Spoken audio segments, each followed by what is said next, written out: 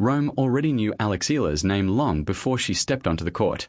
That wasn't hype or exaggeration, it was reality. Tournament organizers were quietly adjusting schedules, shifting court assignments, and preparing for the growing attention surrounding a 19-year-old Filipino sensation who had suddenly become one of the biggest stories in tennis. Before the Italian Open even officially began, Eala had already changed the atmosphere around the tournament. She wasn't supposed to be the center of attention. Aryna Sabalenka was. The world number one arrived in Rome riding a wave of dominance, carrying the momentum of 9 straight WTA 1000 victories and a sunshine double that had firmly established her as the queen of the tour. On paper, this was her tournament to control.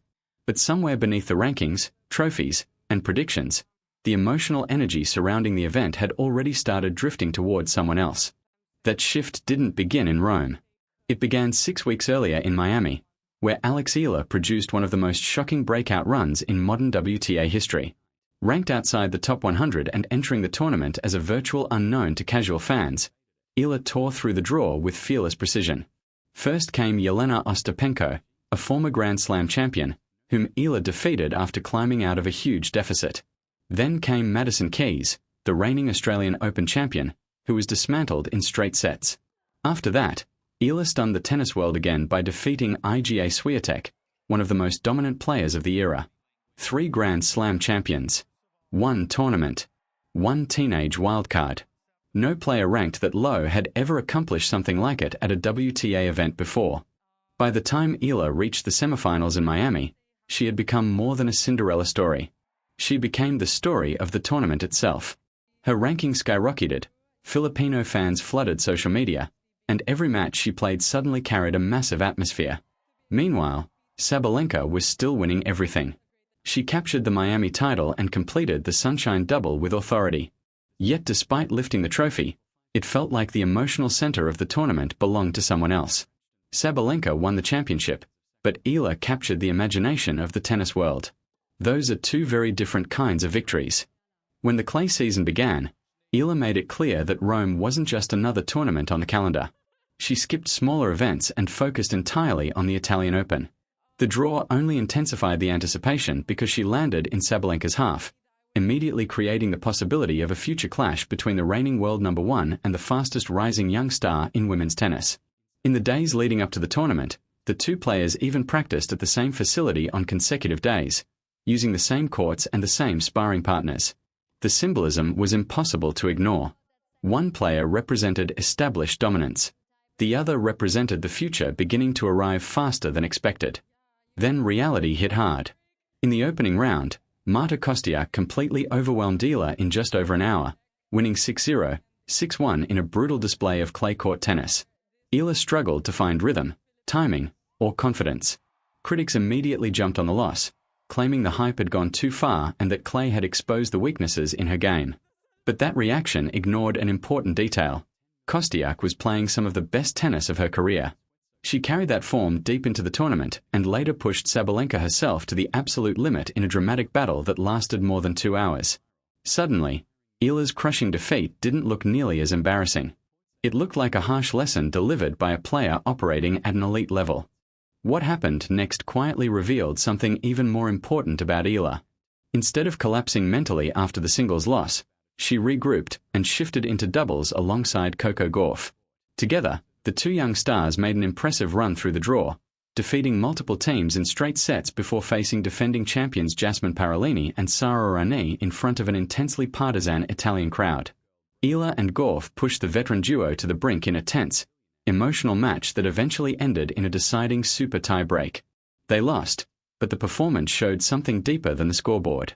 Eala demonstrated resilience, emotional maturity, and the ability to recover from humiliation without losing belief in herself.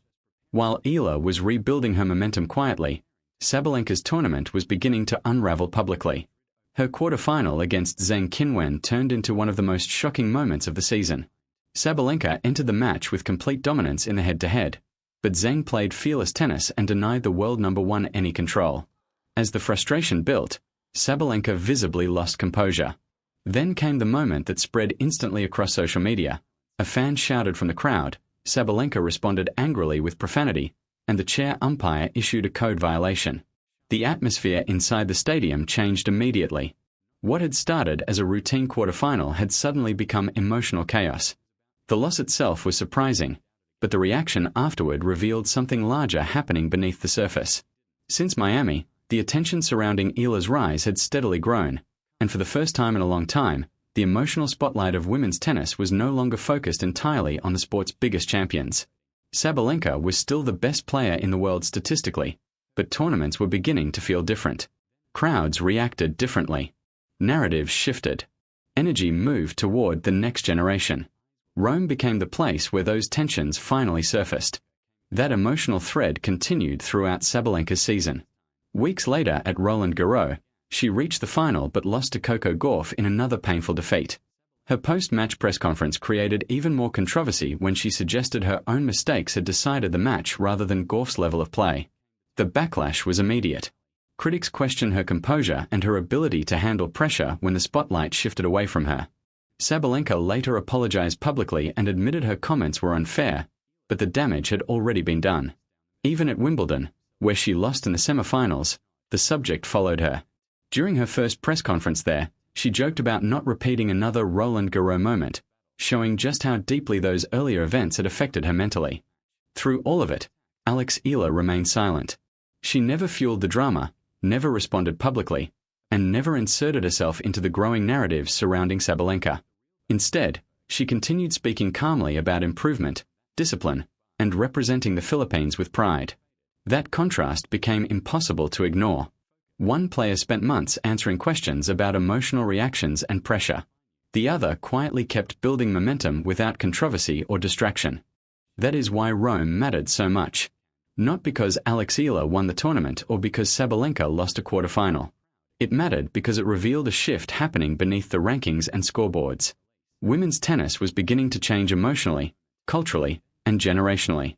A teenage wildcard from the Philippines had altered the atmosphere of major tournaments simply by arriving, and the biggest stars in the sport could feel it. On paper, Sabalenka remained the superior player throughout 2025.